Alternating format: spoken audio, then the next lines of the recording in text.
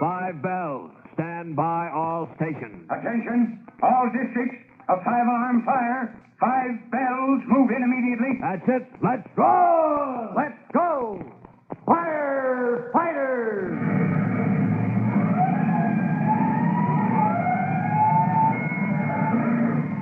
Presenting Firefighters, the true-to-life story of our unsung heroes who stand ready to ride by day or night against our most murderous enemy, the demon of fire. In one moment, we'll join Chief Cody and rookie fireman Tim Collins out at the end of the Tennacombe towboat dock, where, for the second time in recent days, a startling event has occurred. First, it was the diving lesson, which had ended in Tim's finding the plates used to print counterfeit money. And now, in answer to a call for the Fire Department Rescue Company, they have joined the police in time to help identify a man seemingly drowned in the same spot. Now, if you've forgotten who this man was and why he's so important to fireman Tim Collins, we'll bring you up to date in just 1 minute.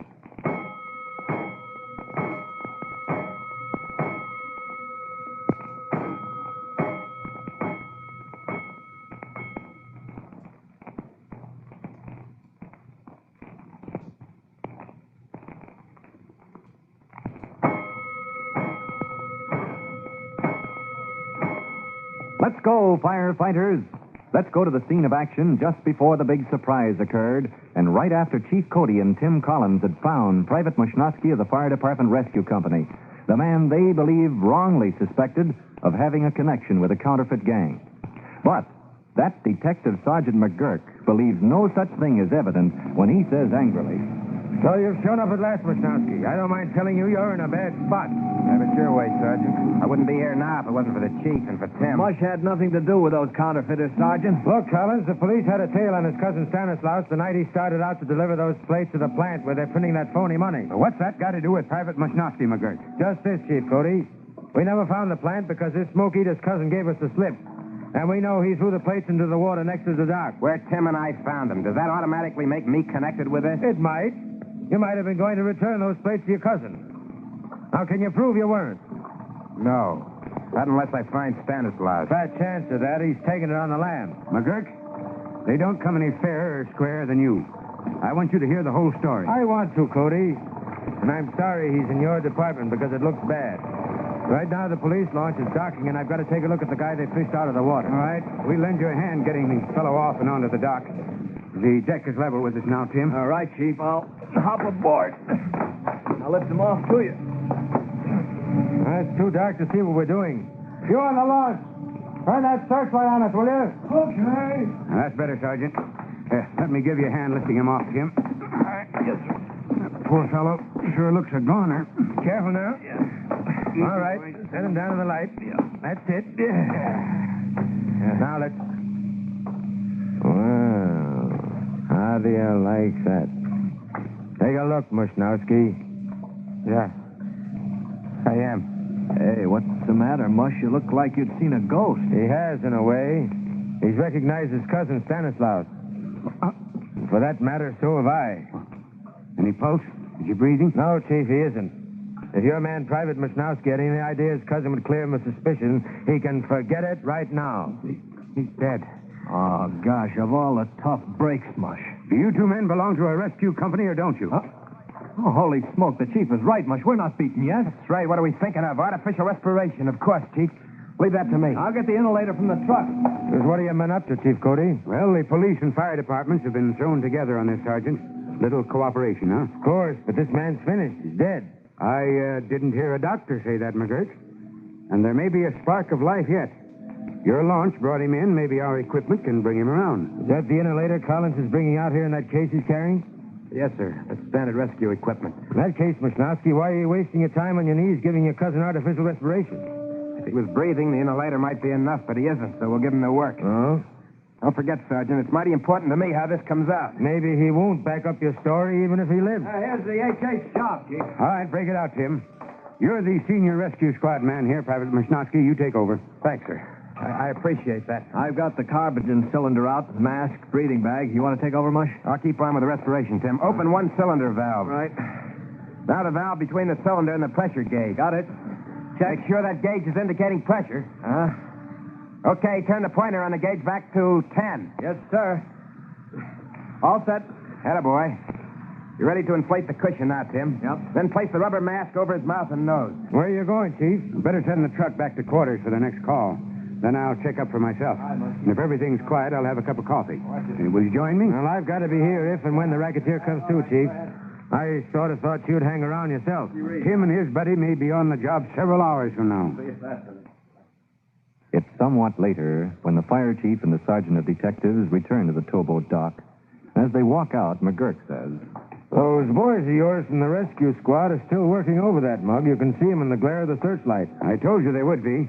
Doesn't that prove Mushnosky isn't mixed up in his cousin's racket? I don't get it, Chief. Well, do you think he'd be so anxious to save that man's life if it would tie him to a gang of counterfeiters? Well, I see what you mean, but just the same, Cody, the record shows Mushnosky some years ago worked for a carnival where he palmed off his counterfeit dough on the customers. I told you he never had the slightest idea it wasn't the real stuff, Sergeant. I can't take his word for that. But it was that cousin of his, Stanislaus, who tricked him into it. Now, would you believe him? I don't know. First, he has to be alive. Listen, Mushnosky has one of the best records in the department. It's a shame to ruin his career because a relative joined up with a bunch of crooks. From here, it looks like his relative has joined his ancestor. I won't believe it. They've got to pull him through. Are you coming, Mushnosky? We got the break of a lifetime, Chief, when we went to work on Stan a few minutes ago. What are you talking about? It was over an hour ago. Oh, Mush and I lost all track of time, Sergeant, but you and the chief take a look at that breathing bag. How's that? Well. Kneel down and take a look, McGurk. What's that? This balloon-like bag. Yeah, this fellow's breathing all right. Nice work, boys. You mean every time it sort of fills up and then collapses? Yeah, that's a breath, sir. He'll be around in no time. Keep your mind on your work, Hooksy. It's increasing a little. Open the low-pressure valve just a bit more. I got you, Mush. Don't look so puzzled, McGurk. They're simply increasing the flow of carbogen from the cylinders to keep that breathing bag from collapsing each time that the fellow breathes. Well, that explains everything. I didn't know you had to be a scientist to join the fire department. Well, it helps, especially in rescue. Watch it, Tim. I think this is it. Huh? Yeah, quick, get that rubber mask off his face. Check. All right. Easy does it now, boy. Easy does it. Slow now, Stan. Breathe deep. Deep but easy. Slow and easy. Now, don't worry about anything. It's me, Mush, your cousin, Stan. Mush, what are you doing here? It's my job, Stan. We thought you were a dead duck. You came plenty close to being drowned. Yeah. Now I remember. Thanks, Mush. Thanks, kid. Is he okay? Can I talk to him? Stan, this is Sergeant McGurk. Yeah, I know. We meet again, huh, Flatfoot? I've been hoping we would, Mushnosky, after you gave my men the slip the other night. Ask him whether his cousin was mixed up with this gang, McGurk. What's the fire department doing here? Never mind that. I want a few straight answers, Stan. We know you never delivered those plates for printing counterfeit money to that hidden plant. That's right, Copper. They're in the water under the stock. You're wrong. They were fished out by your cousin and Tim Collins. They're locked up at headquarters this minute. That right, Mush? That's right, Stan. Tim was making his first underwater dive. The chief was experimenting with a new magnet, and we picked up the plates that you threw in there. Good for you, kid. I'm glad you did. You're glad? What kind of talk is that from you? Listen, McGurk, you know me. Strictly small time. I never was mixed up in nothing big, no killing. That's right, Stan. You weren't. And I ain't gonna be now. Especially my own. You mean that gang tried to kill you? Yeah, Mush, they didn't believe I ditched the plates. They said I double-crossed them. Was going to bump me off. But you did come back here to recover them. Sure, I brought a grappling hook. I was going to turn them into you, Copper, in return for police protection. But the dude followed me here. Slugged me and threw me to the fish. Dude Martin. Is he the big shot behind the counterfeiters? No, but he's the only one who knows who is. I don't like to interrupt police business, Sergeant, but I'm still waiting to hear Private Mushnosky was not mixed up in... This guy crazy? Mush never had no part in any of this. I'd like to believe you, Stan. In fact, I'd like to believe your whole story, Listen, but... Copper, I'll prove every word I say. How?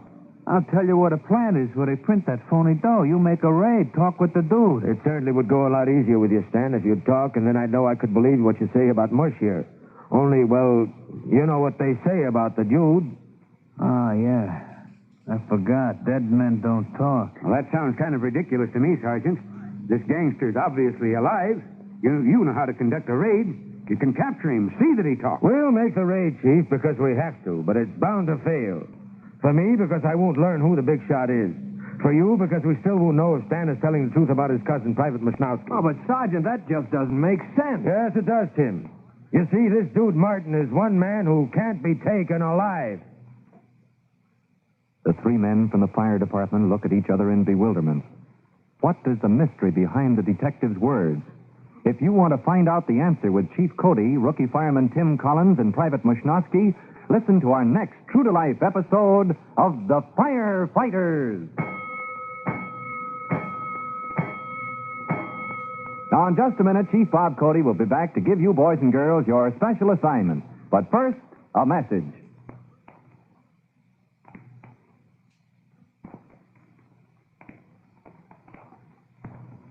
And now, Chief Bob Cody with a special notice for the Firefighters Brigade. Chief Cody. Hello, boys and girls. This is Chief Cody with what you might call a special Saturday night assignment.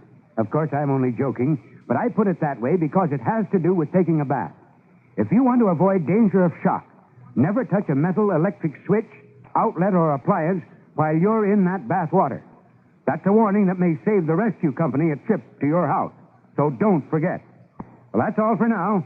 Until next time, so long. Fire Chief Cody and the young rookie fireman Tim Collins will be back on the same station the next time you hear... That's it. Let's go!